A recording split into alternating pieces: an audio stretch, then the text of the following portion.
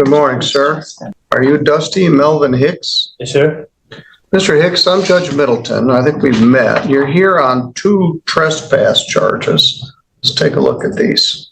We just had a lady that was here on 2 different trespasses. You got a ticket on April 20th for trespass. Let's take a look at that one. That is the Goodwill store in Three Rivers. I think you've been trespassed from that whole plaza. And you didn't show up. I did a bench warrant with a hold. Let's see how long you've been in jail. 17 days. You also have a felony case pending. Mr. Tim George is the city attorney for Three Rivers. Mr. George? I had the felony with him this morning. You mind if I sit up? No, certainly. I think there may be some. All right, well, let me get his other case. Then he has another trespass, which is 24371. And then he has a felony resisting obstructing. Mr. John Bush has been appointed to represent you on the resisting obstructing case. And then we have these trespass cases, and I just lost Mr. George. Mr. Bush, what's the status here as far as you know?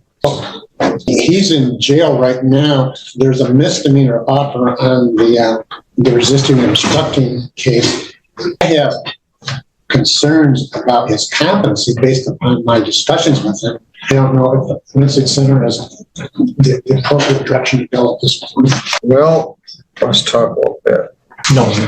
And Judge, I was just checking to make sure that you had the pretrial paperwork. Yeah, I do. Thanks, Tim. 24663OM and 24670. All right, we've got a dilemma here. Mr. George, absent any other issues, would you dismiss 2 trespasses for a plea to 1? They're all the same place, Your Honor. They're all 3 at that strip mall. But I will just say that we did have an initial pretrial last week. I had some of those same concerns. I knew that he had this felony case today with Mr. Bush, so that's why I asked for the pretrial to be today. Mr. Hicks, you're here. You've been in jail for 17 days. You keep going over to the Goodwill store, and you're going over there, and they told you not to come back. Then it ended up, you got into a scuffle with the police and you got charged with resisting obstructing.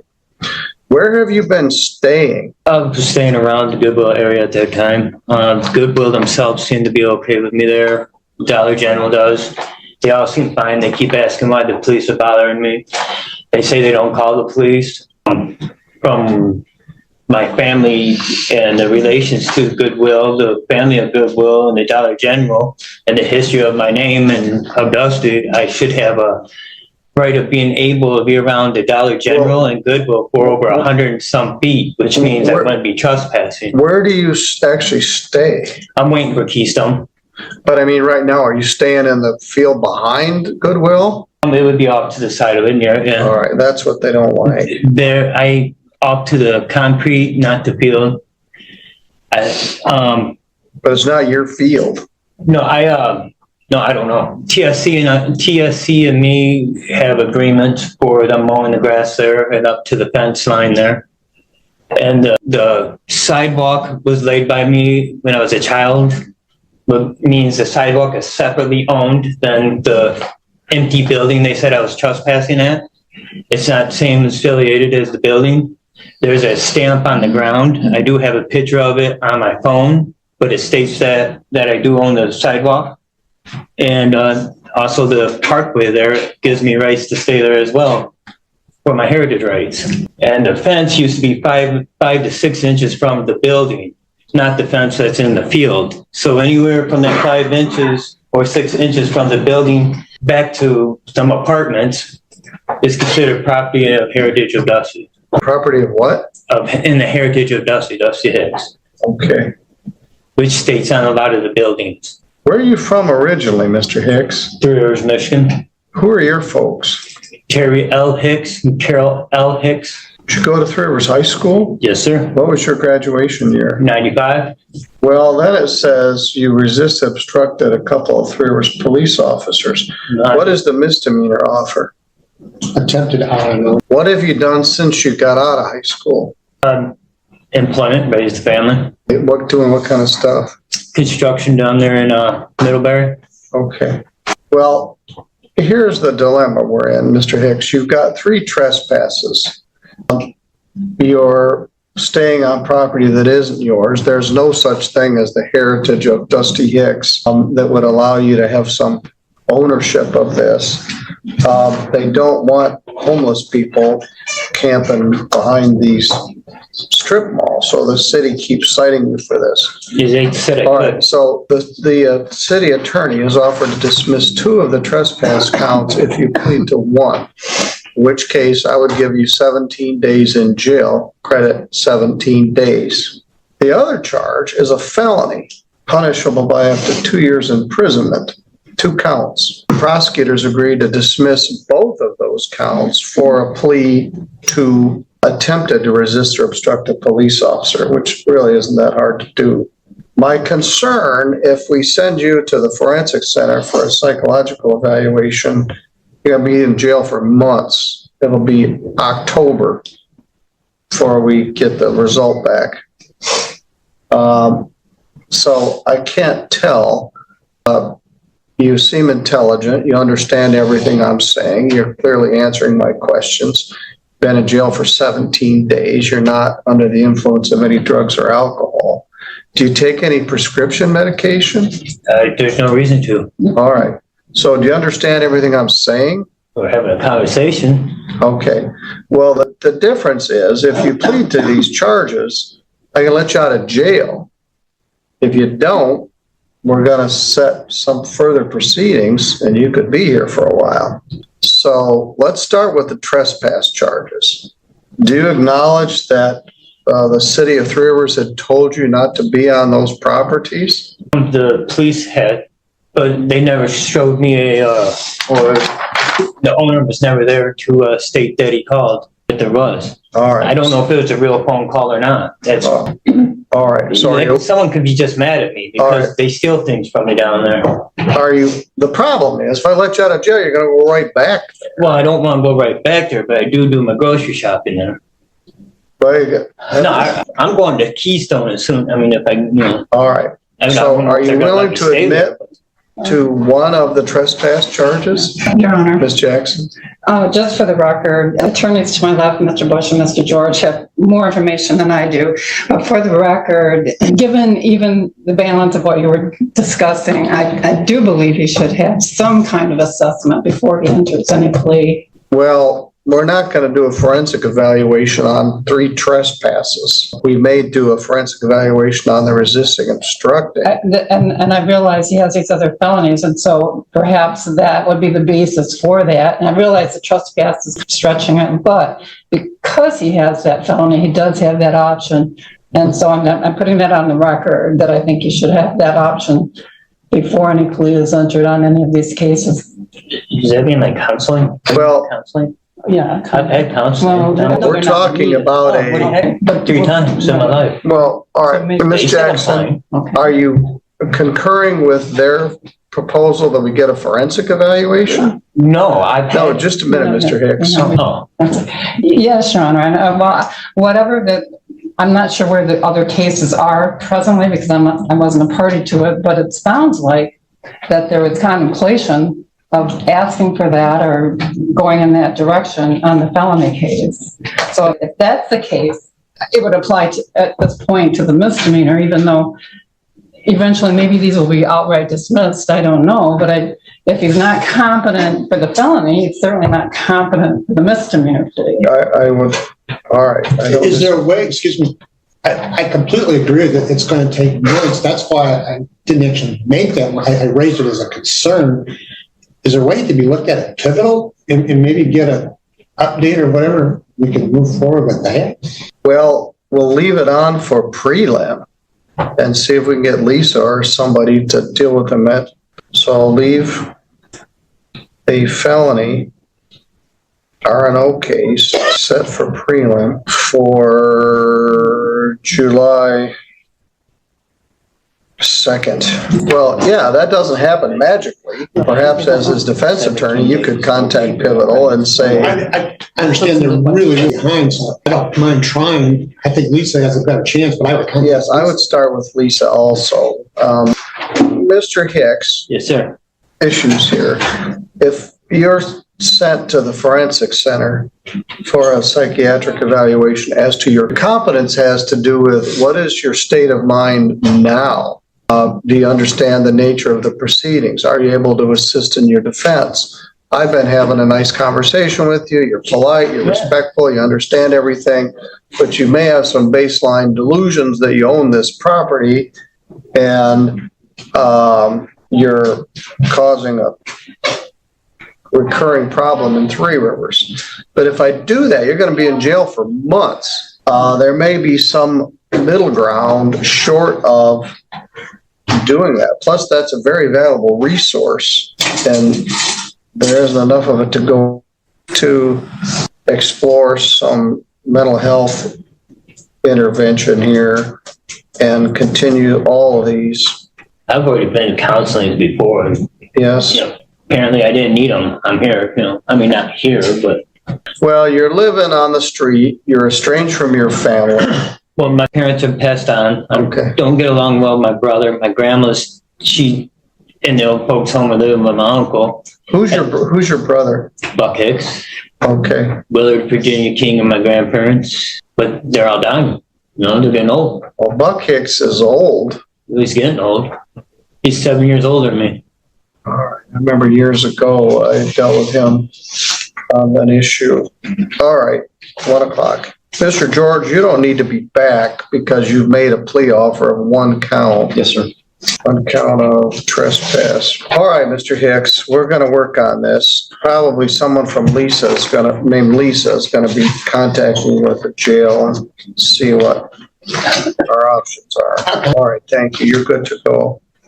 Thank you all. My Miranda rights haven't been read to me yet.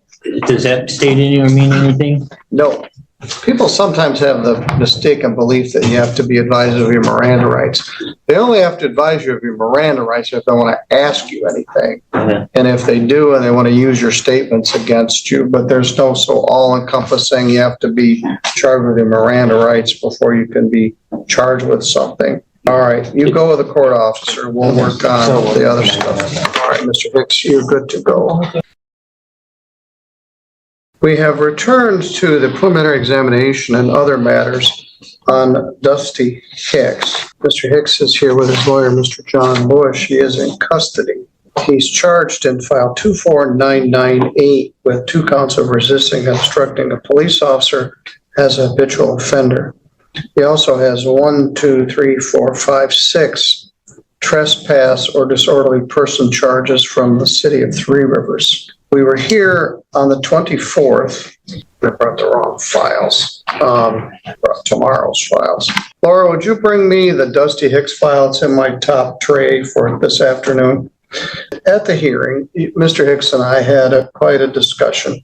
The offer was a misdemeanor, dismissed the other misdemeanors. He's now been in jail for 24 days. Or somebody was. I guess I took it upon myself to contact Lisa Inatelli at the jail. And she is our mental health liaison.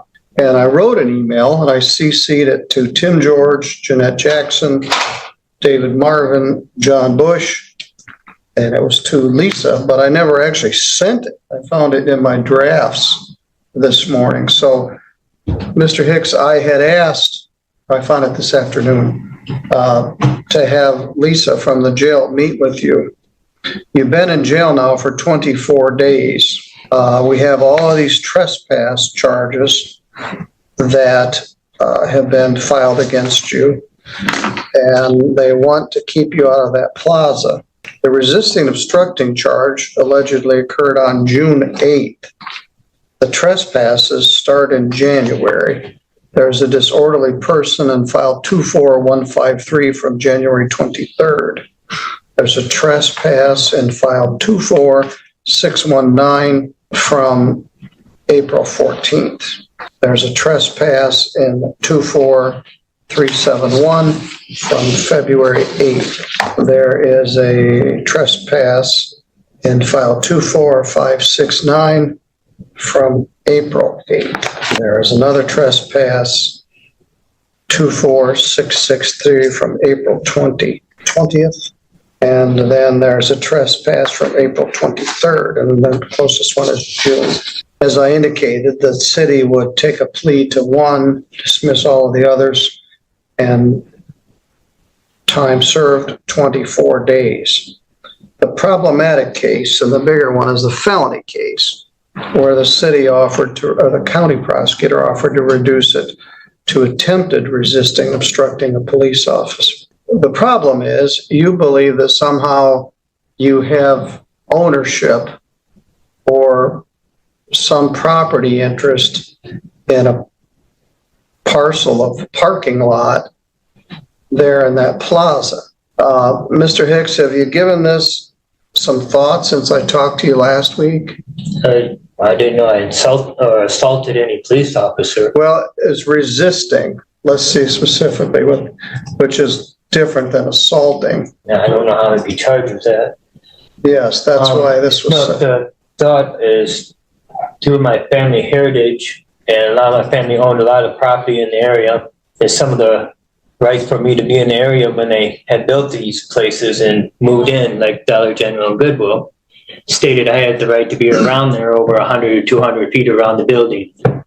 I was in an empty area of that building, so I wasn't bothering anyone. And no one came and told me that I was trespassing. The police just show up and say I am. Well, I don't know if anyone.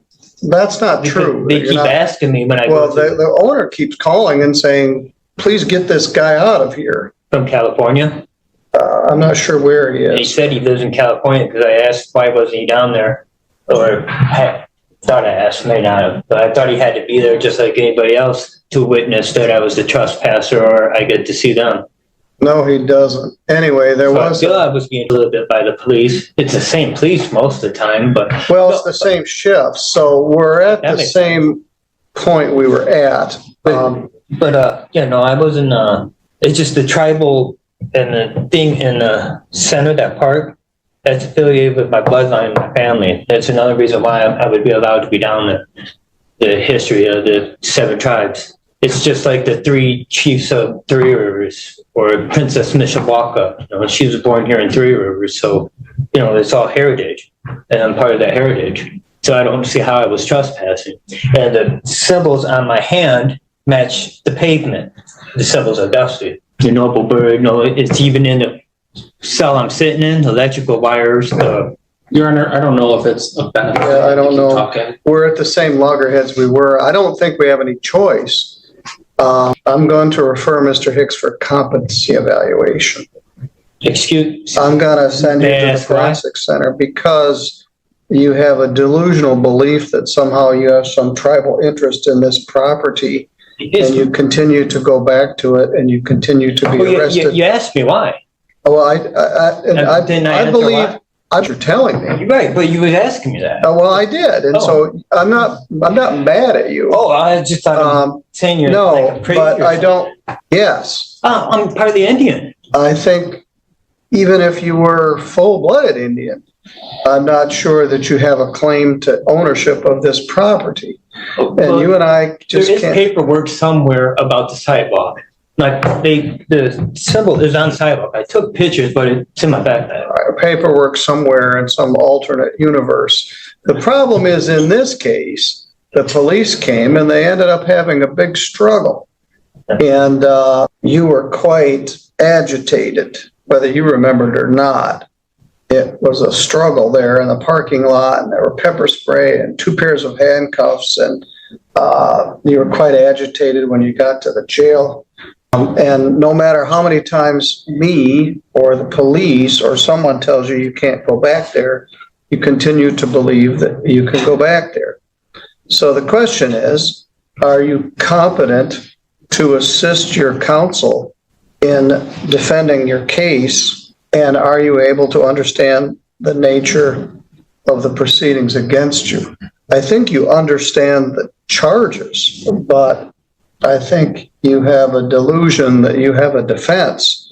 We have a man in Three Rivers, he's not here anymore, but he had what mental health called a baseline delusion that he owned all of the Shell stations. He did not. And he kept going into the Shell stations and pouring himself a cup of coffee and ordering the staff around. And he got arrested about 42 times, literally. When he was on his medication, he did much better. I don't really want to do this, but I don't think I have a choice. We were concerned about how long this would take, but we can't ignore the pink elephant in the room that we're looking at a mental health issue. So I'm still going to ask Lisa Iantelli to meet with you, but I'm going to sign an order for a competency evaluation. Mr. O'Bear, the people concur? Yes, Your Honor. Mr. Bush? I think it's necessary. I've had that concern. This to June 17th. Excuse me, you said June 17th? September, excuse me. September 17th? Can be faster. After Lisa meets with him, perhaps we could address a bond issue. But at this point, I'm not confident that if I let him out, he isn't going to go right back to where he was. I'd like to be out so I can get a job. I mean, if there's gonna be a fine somewhere, I gotta pay it somehow. Otherwise, sitting in there anyways, of the $15, $30 a day that they're gonna screw me over with later anyhow, like they did my license. I don't think you're going to be able to pay that, but I understand. You know, I gotta do something with myself. Sitting in there, it ain't gonna do nothing. Yes. It's brick walls, same TV show all day long. What show do they watch? Well, I like the History Channel, but it's auctions and whatever that making metal. The name of that is. I'm more into the superheroes and G.I. Joe shows. Excuse me, what time of day did you say? That would be 8:30. It can be accelerated. Court will execute a petition for competency evaluation. So is that for 8:30 or 1 on that? 8:30. Thank you. The prelim would be the following week, which would be September 24th. All right. Miss Lisa from the jail is going to come meet with you. You're always polite, respectful, cordial. We just have a fundamental disagreement on your ownership of this property. He did share with me today that if he was released, he would probably go to Keystone and ask for housing assistance. All right. We'll hear what Lisa has to say. All right, Mr. How long Hicks. would that be if she does, if I can get to Keystone? Because by September, they're not gonna want to put me in there. I mean, maybe if they ain't said like the last time that they spent money. I mean, I was just about having employment where we were before I got over here, but you know, it ain't gonna do me no good in here. All right. Well, keep you safe. Keep the public safe. Not a threat. I didn't run. Well, you're right. Although there was a fight here with the police that I don't want to minimize. I felt like that, you know, I sat down like I stated. I didn't throw it. Don't tell me any more about it, Mr. Hicks, but we need to try to get to the source of this. All right, you're good to go with the officer. Thank you, Judge. Thanks, sir. We tried to finesse it, but I don't think there's any finesse. I think he needs evaluation. All right, we'll see what Lisa's got for us. Thank you both. I believe he's sincere in his belief. I mean, obviously, they're not factually based, but Well, he said to me, you asked me, and he's right, I did. But we're not getting anywhere. And we could have a prelim and present probable cause evidence, but the same problem would exist in circuit court. And then you'd have a competency evaluation. So we might as well bite the bullet, and I'll do the order here forthwith. Thank you. all right. I guess my concern is like yours is whatever day you let him out, I suspect he's going to go right back there.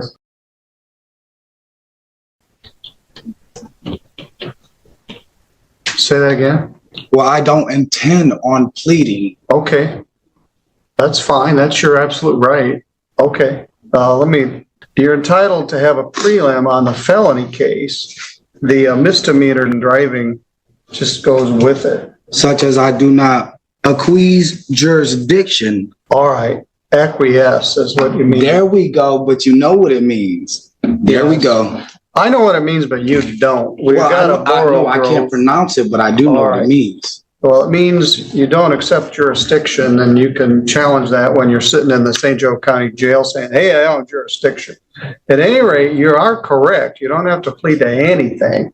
And if you want a preliminary examination, we'll set it for next week. Thank you. And whoever's feeding you this gobbledygook is not a favor. It's not gobbledygook because you know what it is and I know what it is. Sorry, this court doesn't. So, all right, sir, we'll set this for prelim.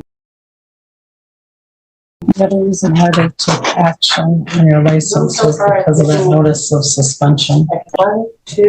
So the officer asked for suspension to So, the DMV. but you do have a right to file in circuit court and get a restricted. I'll just give me a show. Dark, have a race with a sheep. How you doing, sir? Good, how are you? I'm good. So you're admitting that you're racing down the road. So one of the reasons for the affidavit and the search warrant is the vehicle was initially observed traveling 60 miles per hour in a 35 mile per hour zone.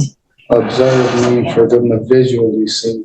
That could be inaccurate. I observed a high rate of speed after All pulling right. behind the vehicle. I activated my forward-facing radar and moving mode, same direction, and the screen displayed a speed of 60 miles per hour. And was accompanied by an audible tone consistent with the speed displayed. The vehicle was at 35 mile an hour zone at the time. The white Chevy Malibu then turned east down Hopkins Street and I attempted to catch up. Once again, activated my radar, which showed a speed of 64 miles per hour and was accompanied by an audible tone consistent with the speed. And that's whose word, the officer's word, Mhm. that's mine. I take my chance. And I know what the video was showing. And I would also, if you could talk to the judge and see, I would like to send that blood work to my own physician. That is in my rights. So I verified, but I do not believe I was under 0.251. Thank you. We have a little time. It's early in the day. Do you want me to come with you and play the video for him? Would you like to watch the video? Oh, no. No, thank you. Why don't we watch it a little bit, some of it? I don't think any of it, let's turn the record on. He's got to change his mind, and if he wants to leave something right on the back of a cereal box, and this matter transferred to circuit court as a felony, that makes much less aggravation for me, and Judge Stutzman can deal with it. Let's call the case. This is file 24300FY, People versus Gregory Cuscard. Mr. Cuscard is here with his lawyer, Rhonda Ives. We were here last week for a preliminary examination conference. Allegation is that the defendant was in the city of Three Rivers on February 19th. He was stopped for motor vehicle violations, charged with operating while intoxicated. That's a misdemeanor.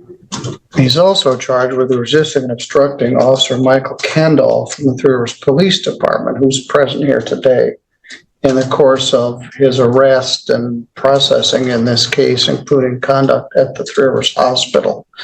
Ms. Halleck is here in her role as an assistant prosecuting attorney, and your lawyer, Rhonda Ives, is here. My understanding, Ms. Halleck, is the offer was plead to operating while intoxicated, not even high BAC. No, it was actually an impaired, Your That Honor, was offer impaired. and one attempt resisting obstructing. Oh, that's right. Well, let's go through that again. Impaired driving is a misdemeanor. It's punishable by up to 93 days in jail and a fine of up to $300. Carries 4 points and it causes your driver's license to be suspended. Has the blood alcohol level come back? Yes. Yes. And what is it? I didn't even look. I just got notice today that it was in, but I didn't look because I don't need that. You have it. Came back at a 0.251, Your Honor. Well, that's well over the impaired limit. All right, that's one option for you, Mr. Cuscard. The other option is to have a preliminary examination here today. And we talked about this last week. You're absolutely entitled to a preliminary examination. But let me explain again what that is. You're not going to be found guilty or not guilty at this hearing. It's a hearing just to determine whether there's probable cause to believe that a crime was committed and probable cause that you did it. And it's only on the felony charge of resisting and obstructing. The misdemeanor charge will automatically get bound over with the felony, the drinking driving charge. And the whole thing would be sent to circuit court for further proceedings, trial or otherwise, in circuit court. Do you understand? Yes, I do. All right. And so there needs to be found here simply probable cause that you resisted or obstructed Officer Kendall. You understand? Correct. All right, and as I think you're in the same position you were last week, you wish to have your preliminary examination here today. Correct. All right, in which case the prosecutor will revoke the plea offer No, Your Honor, we'll keep it open. even after the prelim? Well, that's up to you guys. I guess I won't. Then if I was him, I'd have a prelim too. All right. Are you ready to proceed? Yes. Rhonda, are you ready? Yes, Your Honor. All right, well, let's take our testimony and see what we got. Ms. Halleck? Thank you, Your Honor. We would call Officer Kendall. Good afternoon, sir. You swear or affirm any testimony you're about to give here will be true to the best of your knowledge and belief? I do, sir. Thank you. Please have a seat and state your name and spell your first and last name for the recorder. Officer Michael Kandolf. It's Kandolf. All right, Ms. Halleck? Officer Kendall, where are you employed? 3 Rivers Police Department, ma'am. And how long have you worked there? Just over 3 years, ma'am. Oh, and on February 19th of this year, did you have the occasion to have contact with, I guess, was there an incident involving the defendant? Yes, ma'am. Okay, and the defendant, do you have contact with him before? Once prior to this, ma'am. Okay, and Mr. His name, I was thinking of his first name. Do you know his? Card? And what is his first name? Gregory, ma'am. Gregory, thank you. And Mr. Custard, is he in the courtroom today? Yes, ma'am. Okay, and can you describe him for the court? He is a African-American male wearing Columbia jacket, khakis, and Nike shoes, sir. We would just ask thank you. We would I have that same jacket. Yours is bigger than mine. just ask the record reflect that the officer has identified the defendant. It may. And on February 19th of this year, did you have an occasion to come in with the defendant? Yes, ma'am. Okay, and what happened on that date? I observed a car traveling southbound on North Main, traveling at what I perceived to be a high rate of speed. I pulled up behind the vehicle and clocked it using moving radar at 60 miles an hour and a 35. I tried to catch up to the vehicle and it turned eastbound on Hoffman. And as I turned the corner, it was the only vehicle around and I hit it with the radar again. And now it was going 64 and a 25. The vehicle came to a stop at Portage and Hoffman, where I lit it up with my emergency lights and put the spotlight directly on the driver. Okay. And at what point in time did you at some point turn on an audible signal? After it proceeded through the intersection, it was going to be stopped. And as I was about to open my door, it proceeded through the intersection. Okay. And so then you proceeded to follow the vehicle and did the vehicle at some point come to a stop? Well, I said, did you turn your siren on? After it went through the intersection at Portage, sir. What time of day or night was this? I believe it was just past 10 o'clock at night, 2200. I did not review that again. All right, but it was dark out? Yes, sir, it was dark. Okay. Okay. And you did mention also that you had shined your light on the defendant. Did you make contact with him at that point, eye contact of any type? I saw him look in his rearview mirror. However, I did not make direct contact with him. Okay.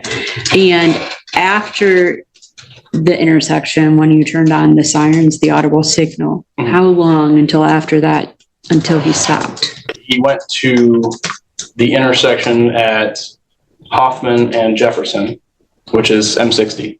He continued, after he made a full stop, he continued eastbound on M60 to Lockport, where he turned up into Lockport, which is the apartment complex.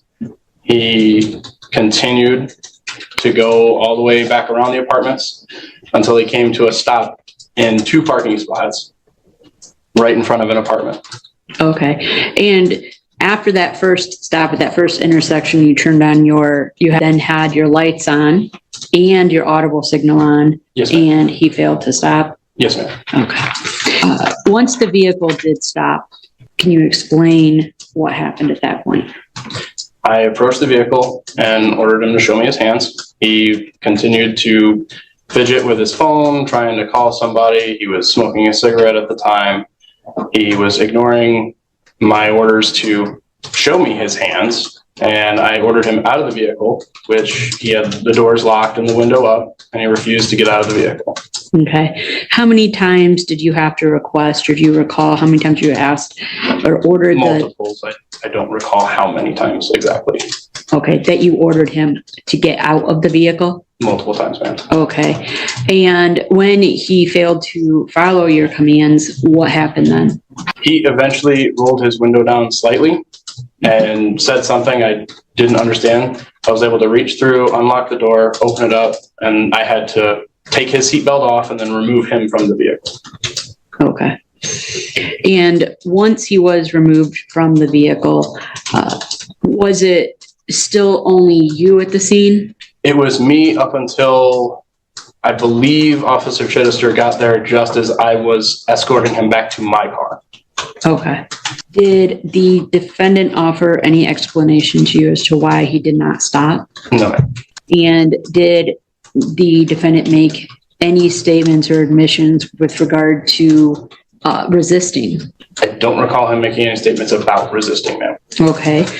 With regard to, I guess, his demeanor, his behavior, when he exited his vehicle, what did you observe? I smelled the odor of intoxicants, and when he was still in the vehicle and looked at me, I could see redness in the eyes, watery eyes, indicating that he may be intoxicated. And at the time, he was making statements while being escorted back to my vehicle. He was making statements about this was his first DUI. I have no further questions. Are you going to ask questions about what happened at the hospital, or the R&O is simply going to be? No, Your Honor, I'm not. It's just the R&O is simply going to be the vehicle. I had that discussion with Mr. Marvin after reviewing video and. All right. Ms. Ives? Thank you. Where did you go to Police Academy? Kellogg Community College up in Valkyrie, ma'am. And that's where you graduated from Police Academy from? Yes, ma'am. And do you have any specified or specific training in DUI cases? Yes, ma'am. Can you identify what those are? SFSTs, which is taught by... I guess I would object, Your Honor. We're not here on a drinking and driving case. The impaired is a misdemeanor, but we presented evidence today as far as what would apply to the officers, the charge of resisting restraint. It's not relevant. All right.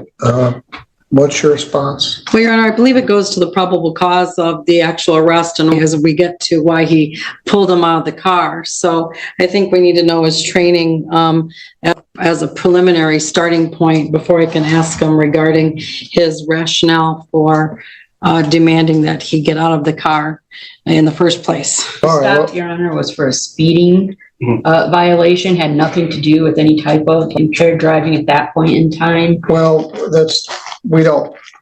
that's high speed at two neighborhood districts. North Main at that point is all houses, and Hoffman Street all the way along there, 65 and 25 on Hoffman Street. Drives right at Mr. Robert's house. Maybe he wasn't like that. Anyway, I'll allow the questions. It goes to her attempt to question his reason for the stop. And the reason for the stop results in the resisting. So the objection has some merit, but I'll allow the questions. Thank you, Your Honor. Again, if you could identify your specialized training in DUI areas. I have training in SFSTs through the academy, just as all officers that I'm aware of do. And you're certified in how to perform SFSTs, and those tests are scientifically proven to show that. And then the rest of the process is generally accepted as you go through the paperwork after you've established your probable cause for it. And you said you were certified in SFTs. What year was that? 2020, ma'am. I'm sorry? 2020, ma'am. 2020. And since you graduated, or what year did you graduate from Police Academy? 2020, ma'am. And since you got out of Police Academy, do you have any other specialized training in DUI cases? Nothing further than that, ma'am, no. Okay. What direction were you facing when you first observed Mr. Cusscard's car? I was facing eastbound. And which direction was he going? He was traveling southbound. And were you at an intersection or in a parking lot, or I where was in were a you? parking lot. And were you stationary or what were you doing in the parking lot? I was stationary watching North Main. And which direction was the defendant going when you first noticed his vehicle? Southbound. And what initially struck you about his vehicle when you saw it? It appeared to be traveling at a high rate of speed compared to all vehicle traffic that I've ever seen on North Main. Did you see him pass anyone? He didn't pass anyone, no ma'am. There was no other cars at the time. Were you able to identify, or did he actually pass you when he went in front of you? Were you able to identify the rate of speed that he was going when he passed you?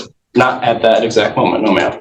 When you pulled behind him, did you notice that there was any weaving in his lane or any traffic violations? Other than the speed, no ma'am.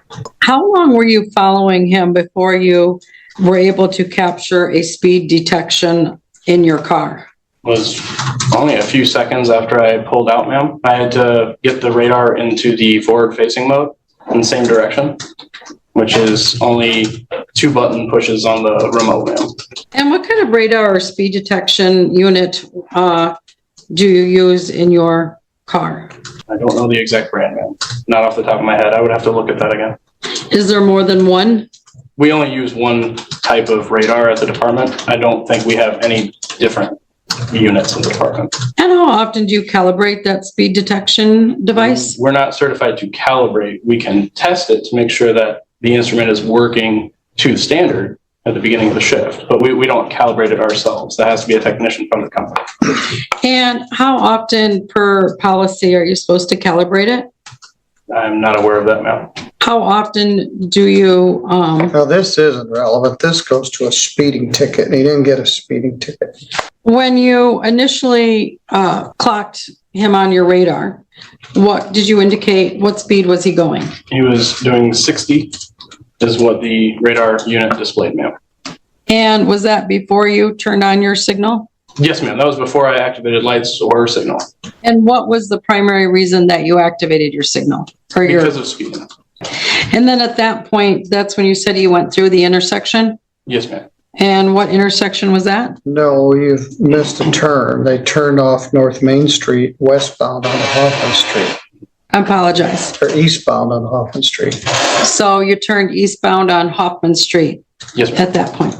And to clarify, before you entered onto the roadway following Mr. Cuscard's car, what parking lot were you in?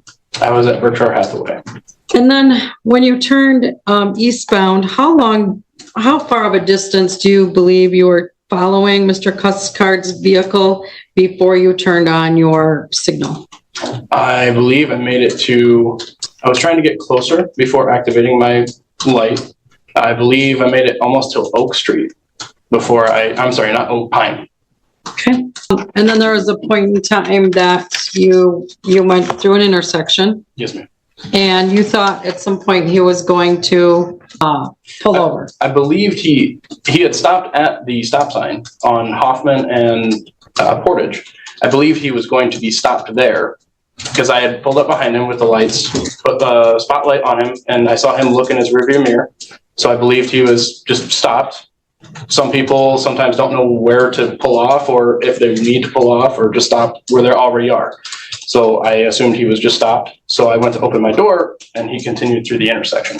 At that point, had he made a proper stop at the stop sign? Yes, ma'am. Had he been weaving in his lane at all up to that point? Not that I had observed. And then, and your lights were fully engaged when you were at the stop sign? Yes, ma'am. And then he went through and then you continued to engage him and follow him after that? Yes, ma'am.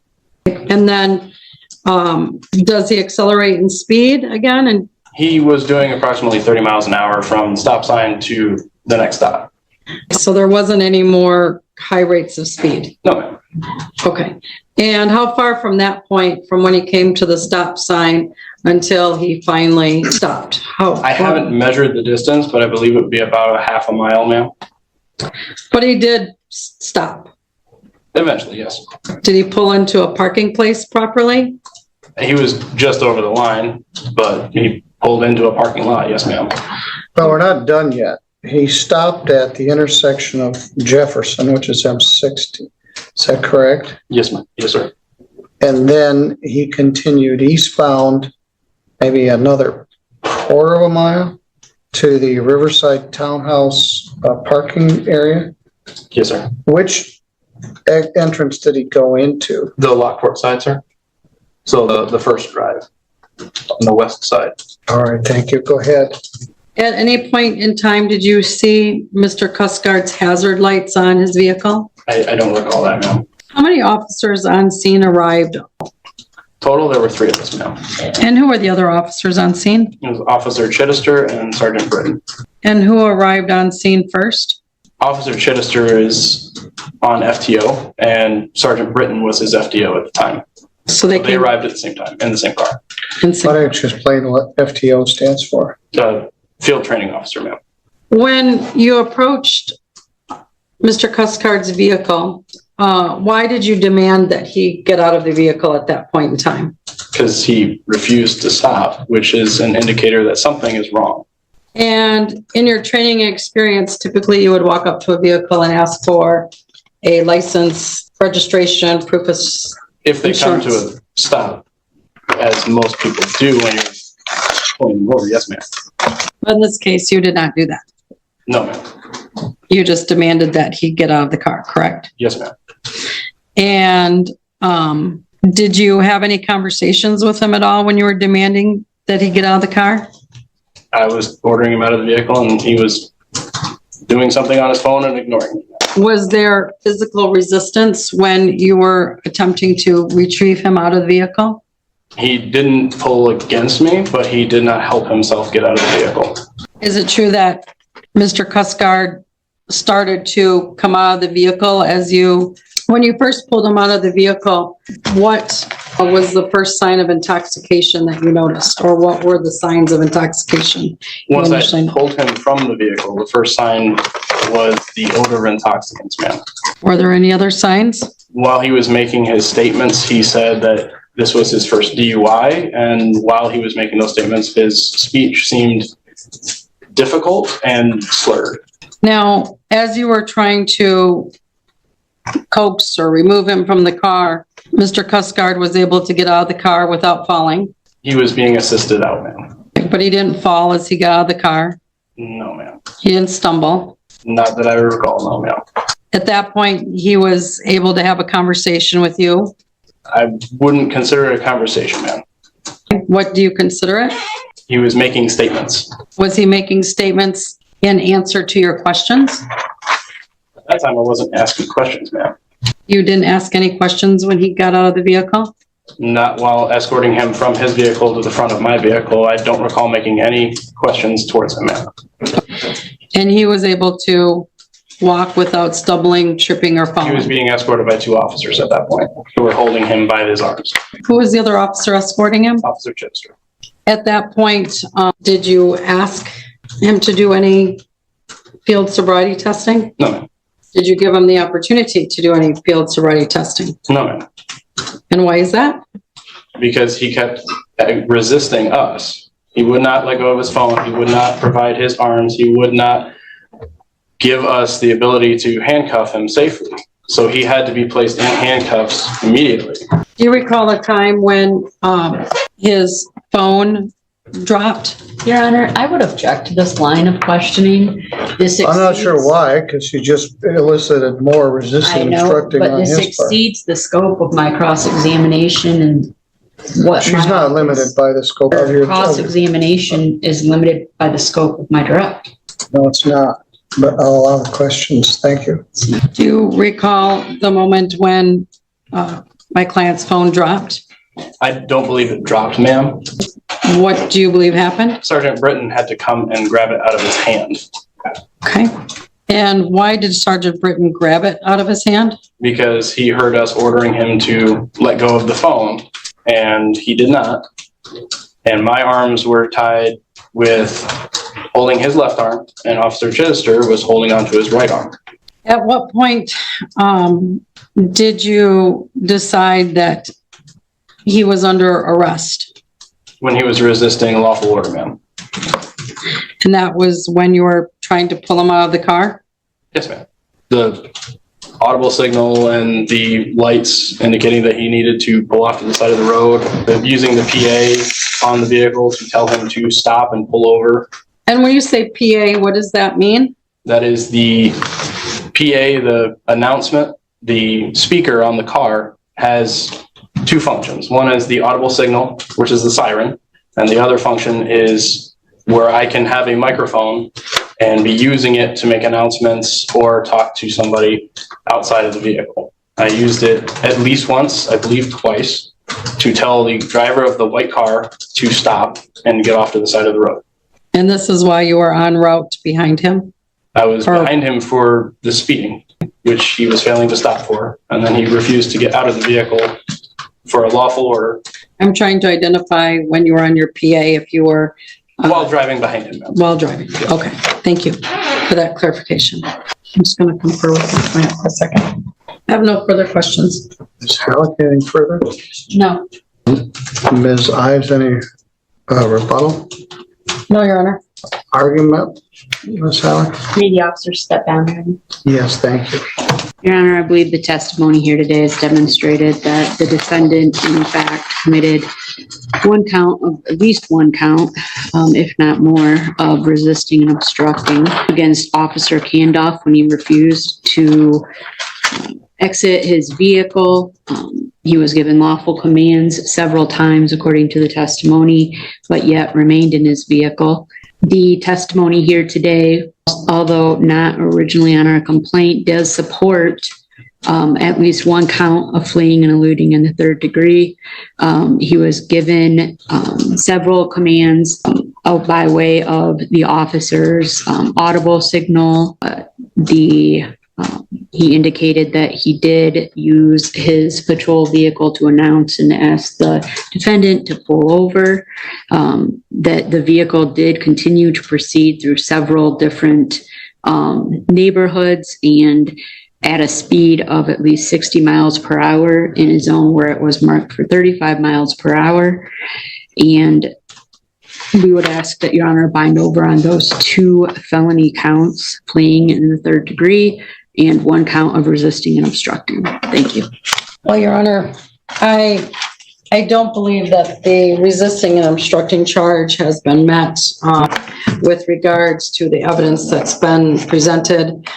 Clearly, there was, I think the court can find evidence that there possibly was fleeing and eluding in this case, but I do not believe that would warrant a bind over on both counts. Thank you. Fleeing and eluding comes in several different varieties. There it is. Fleeing and eluding in the third degree is that the defendant, the officer was in uniform in a marked vehicle. The defendant was driving a motor vehicle. The officer ordered the defendant to stop his vehicle. The defendant knew of the order. The defendant refused to obey the order by trying to flee or avoid being caught, and the incident resulted in a collision, or some portion of the violation took place in an area where the speed limit was 35 miles per hour or less. We don't actually have any testimony regarding that. Whatever fleeing took place on Hoffman Street from the light, from the stop sign at Portage to, just a minute, to M60, and then down M60 to parking lot. Part of M60 is 55, and the residential section of Hoffman from North Main to Portage is certainly 25. But I don't remember what the speed limit is from. Your Honor, between Portage and M60 is 35. Thank you. Proofs are closed, but we can ask to reopen them. The testimony was the speed limit was 25, and I don't know what it was at that point, but I don't believe it's over. It's in the city of Three Rivers, so I don't believe it's over 35, so I guess I will allow it. Are you also going to ask to amend the drinking driving charge to high blood alcohol level? Yes, Your Honor, we will request that. That's a misdemeanor, but they should be put on notice. Right, and I did just get those results in recently, so I had not had time to think, process that, and I think we will request it. Thank you. All right. I made a finding that the speed limit was not over 35 miles per hour, knowing that it's in the residential area of Three Rivers. He wasn't going over 35 miles an hour, but that doesn't matter. It matters what the limit is in the area where the refusal to stop was. They're all part and parcel of the same thing.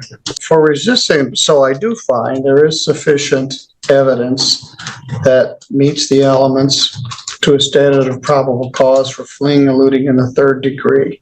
The resisting, obstructing an officer has different elements. To prove this charge, you must show that the defendant either assaulted, battered, wounded, resisted, obstructed, opposed, or endangered Officer Kendall. Obstruct means the use of threatened use of physical force or a knowing failure to comply with a lawful command. The defendant must have actually resisted by what he said he did, but physical violence is not necessary. Second, the defendant had reason to know or knew that the officer was a police officer. Here he's in a marked patrol car with lights and siren. Third, that the officer gave the defendant a lawful command, was making a lawful arrest, or was otherwise performing a lawful act. This was a traffic stop that turned into arguably a fleeing elude, and then he refused to get out of the vehicle. And that meets the standard of probable cause for that charge as well. So the prosecutor can file an amended complaint alleging resisting and obstructing a police officer as count 1, fleeing and eluding in the third degree as count 2, and they have leave to amend the misdemeanor charge to operating with a high blood alcohol level. Bond is set in the amount of $1,000. The defendant has posted his bond. He's been present for every proceeding. And matter is bound over to the circuit court for further proceedings on the amended complaint. Thank you, Your Honor. All right, good luck, sir. I thought you might like this, but you probably won't take it. But the name's right here, I don't know how to really pronounce it, but it brought up the whole Three Rivers. It's old. It's real old. So you might like to read over that. And also, in there, an anomaly happened down here in 1932. Someone from Three Rivers was able to capture 7 moons and 7 suns aligned. That's a very beautiful anomaly that happened here in Three Rivers. All right, thank you. You welcome. So you gave me a bunch of Three Rivers history. Yep. There you go. All right, I already read over it. So, all right. This courtroom exchange highlights a recurring legal issue. Representing yourself does not mean you are exempt from court rules, deadlines, or jurisdiction. The defendant failed to appear for a required pretrial conference, resulting in 3 bench warrants and the cancellation of the scheduled jury trial. His argument that he was a Moorish American national and therefore outside Michigan law was rejected because personal beliefs or self-declared status do not remove a court's jurisdiction. The judge emphasized that a self-represented defendant must follow the same procedural and evidentiary rules as an attorney. In the separate trespass case, the court also confronted the defendant's repeated belief that he had a heritage-based ownership right to property where he had been ordered not to remain. Because those beliefs appeared disconnected from the legal ownership of the property and were contributing to repeated arrests, the judge ordered a competency evaluation. The key takeaway is that courts distinguish between sincerely held beliefs and legally recognized offenses. Refusing jurisdiction or asserting personal sovereignty does not stop a case from moving forward.